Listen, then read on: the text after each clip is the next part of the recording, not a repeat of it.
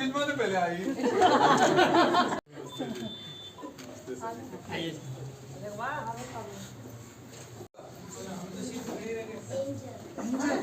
Angel तो उधर से आसमान से उतरी है, उसको देखने की क्या बात है, शर्माने की बात नहीं। आपका नाम क्या था?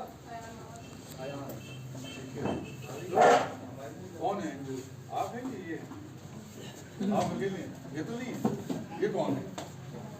ये तो इंसान। आप एंजल हैं? ये कौन है नौजवान? किशोर? ये है नाम बताओ बेटा।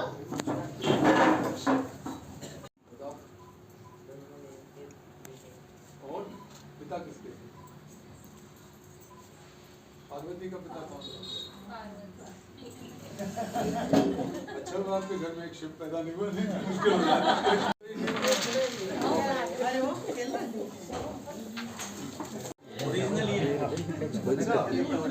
हो सकता है उन्होंने इनसे कुछ सीखा हो।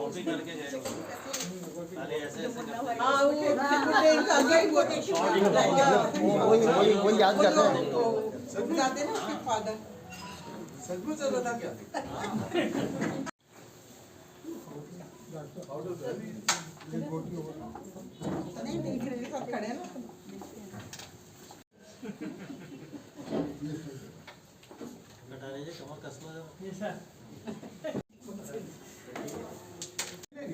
इनका नंबर नहीं आया।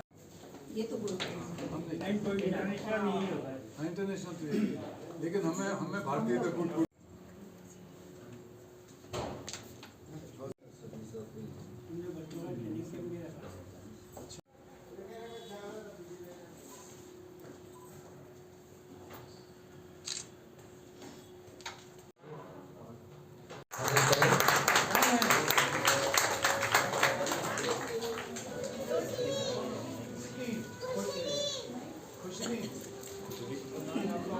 कैलाश नाम मेरा एक ही राशि है।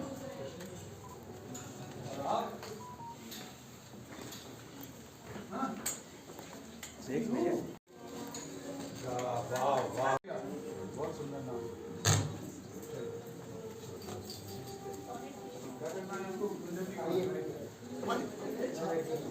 जी मेरू साथ में आपकी धर्म पत्नी सुमेधा जी भी यहाँ हैं, तो एक बार उनका भी बहुत बहुत स्वागत। मैं अजय मेरू प्रेस क्लब के संस्थापक अध्यक्ष डॉक्टर रमेश अग्रवाल जी, मैं सत्यार्थी जी और आदरणीय सुमेधा जी से आग्रह करूंगा कि वे 2 पल के लिए मंच पर आने का कष्ट करें। आप सब लोग इधर आ जाए। आशीर्वाद तो है पर आपको मेरी तरफ से, हमारी तरफ से मुझे भी शामिल कर दीजिए। अजय मेरू प्रेस क्लब की स्थापना हुई थी और इस वर्ष 23 नवंबर के लिए अजमेर के लोगों के लिए आज और कल 2 दिन क्लब में एक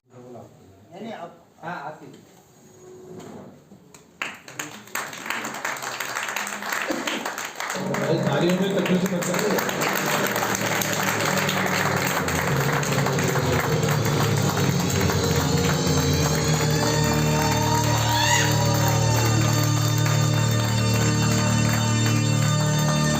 जो स्थिति मेरी है अभी इस समय, तो वो थोड़ी विचित्र स्थिति है, फिर भी जो प्रोटोकॉल है उसका मैं पालन करता हूँ।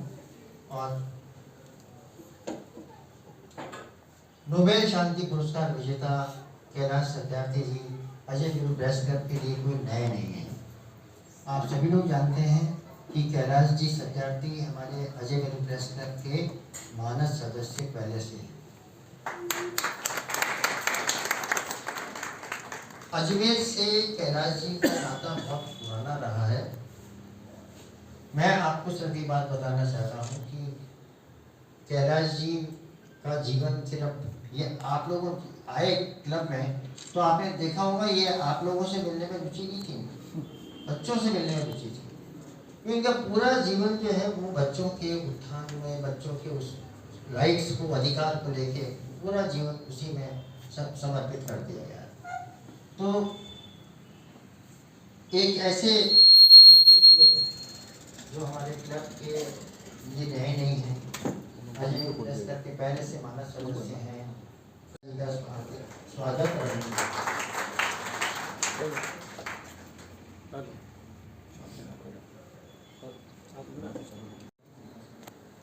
जैसा कि अभी गुंजन जी ने बताया और बात हो रही है, हम सभी के लिए बहुत गर्व का पल है कि विश्व का जो सबसे बड़ा पुरस्कार है, नोबेल पुरस्कार,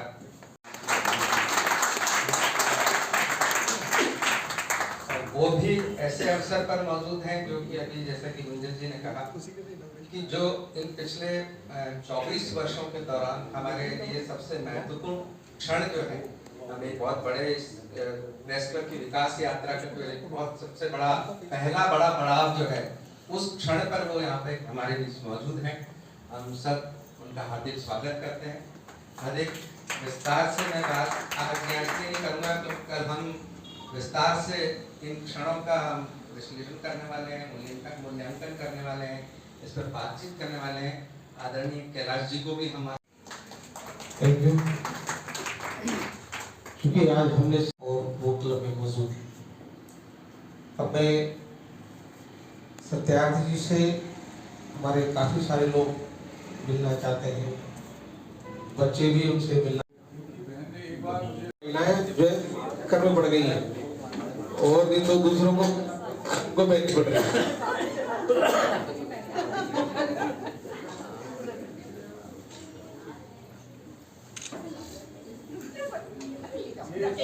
वाला यही प्रोग्राम है कि दूसरा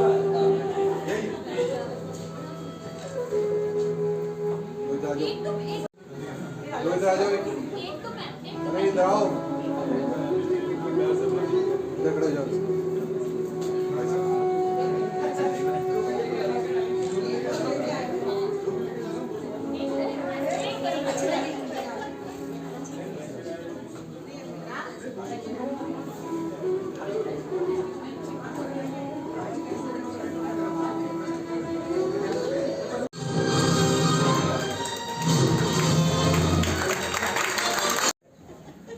ग्रंथ भी छप चुके हैं पहले, जो मिलके बातें नहीं है।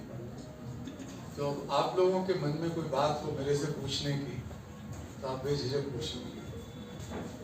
इससे पहले मैं दो घटनाएं बताता हूँ।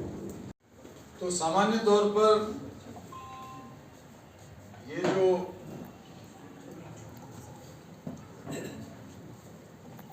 एक शांति पुरस्कार एक जगह पे दिया जाता है। जब ये अल्फ्रेड नोबेल ने शुरू किया और इसके बाद फिर ये दो देश अलग हुए, नॉर्वे और स्वीडन। तो ये स्वीडन के थे अल्फ्रेड नोबेल, पैसा भी उनका वहां था, कमाया हुआ था।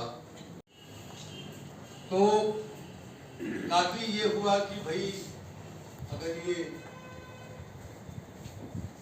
6 पुरस्कार हैं तो ये भी अलग अलग हो जाएंगे। लेकिन फिर बहुत जिद्दोजहद के बाद तय हुआ कि ये जो 5 पुरस्कार हैं, 8 बच्चे अपने माँ बाप से बिछुड़ गए होंगे, बीमारी या मृत्यु की वजह से नहीं, बल्कि उनको चुरा लिया गया।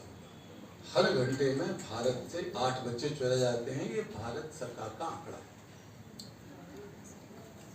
लेकिन कई मामलों में माँ बाप रिपोर्ट दर्ज नहीं कराते, खासकर जब लड़कियां टीनेजर्स हों, 14, 15, 16 साल की, 12, 13 साल की। क्योंकि अगर एक बार रिपोर्ट दर्ज हो गई तो बदनामी ये होती है कि ये भाग नहीं किसी के साथ। पुलिस वाले भी कहते हैं कि जाओ पहले पता करो कि किसी लड़के से इसकी दोस्ती थी क्या। ये माइंडसेट, लड़कियों के विरोध में माइंडसेट, ये महिला विरोधी माइंडसेट है भारत का, पेट्रोल की, जिसमें पुरुष प्रधान समाज ये सोचता है, चाहे वो थाने में बैठा हो, चाहे सत्ता में बैठा हो, चाहे माफ कीजिए पत्रकारिता में बैठा हो, समाज सामाजिक कार्यकर्ता बन के बैठा हो, तब भी पुरुष का सोच बहुत गहरा, पुरुषवादी सोच। तो वो सोचते हैं कि लड़की भाग गई होगी किसी के। ये कोई नहीं कहता कि लड़का भाग गया होगा, लड़के ने लड़की को भगाया होगा। मोबाइल ऑफ कर देना आप लोग। तो ये बहुत सारी रिपोर्टें दर्ज नहीं होती, लेकिन जो रिपोर्टें जाती हैं, शिकायतें होती हैं, वो हर घंटे में 8 औसत पूरे साल। तो ये तो है यथार्थ आज का। अब यथार्थ के पीछे कई कारण हैं। पहला कारण ये है कि बच्चे भीख मांगने के लिए, गुलामी कराने के लिए और कई तरह के छोटे मोटे अपराध कराने के लिए सबसे उपयुक्त माने जाते हैं। सस्ते भी हैं, मुफ्त के भी हैं। अगर चुरा लिया और कहीं ले जाके बेच दिया, और अगर बिहार के बच्चे को चुरा कर आंध्र प्रदेश में, कर्नाटक में, महाराष्ट्र में कहीं और बेच दिया, तो सारे संबंध खत्म। भाषा के संबंध में नहीं, शिकायत भी नहीं कर सकता, लड़कियां भी लड़की। तो ये धंधा इसलिए भी चलता है।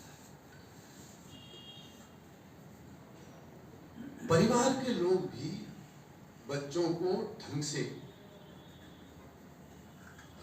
उनकी परवरिश में उनके ऊपर दया तो करते हैं। उनके लिए अगर पैसे वाले हैं तो अच्छे से अच्छे स्कूल में दाखिल कराएंगे, अच्छे कपड़े दिलाएंगे, चॉकलेट दिलाएंगे, मैगी खिलाएंगे, पिज़्ज़ा खिलाएंगे, ये करेंगे, सब करेंगे, और समझते हैं कि बहुत अच्छा कर रहे हैं बच्चे के साथ। लेकिन उनके पास भी उतना वक्त नहीं है कि बच्चे के साथ दोस्ती का रिश्ता बना सके। दोस्ती, बच्चे के साथ दोस्ती का मतलब है कि भरोसा। दोस्ती की 2 बुनियाद है, परस्पर भरोसा और परस्पर सम्मान। हम समझते हैं कि बच्चे तो मूर्ख हैं, बच्चे तो बच्चे ही हैं, बुद्धू हैं, हम ही अकलमंद हैं। लेकिन दुनिया में सारे समाजशास्त्री, एंथ्रोपोलॉजिस्ट और साइकोलॉजिस्ट जो अच्छे बड़े अध्ययन हुए हैं, वो ये बताते हैं कि बच्चे जितने सरल तरीके से मुश्किल सवालों का हल सोच सकते हैं, उतना हम लोग नहीं सोच सकते बड़ी उम्र के बाद। तिरोहित नहीं होते, लायक नहीं होते। इनको कोई लेता है, चुराता है, रात को खाना देता होगा, कहीं गायब करके और कहीं शिफ्ट करता होगा। तो ऐसे काम अपराध की नियत से किए जाते हैं। किसी अपराध, कोई अपराधी इसमें सकता है।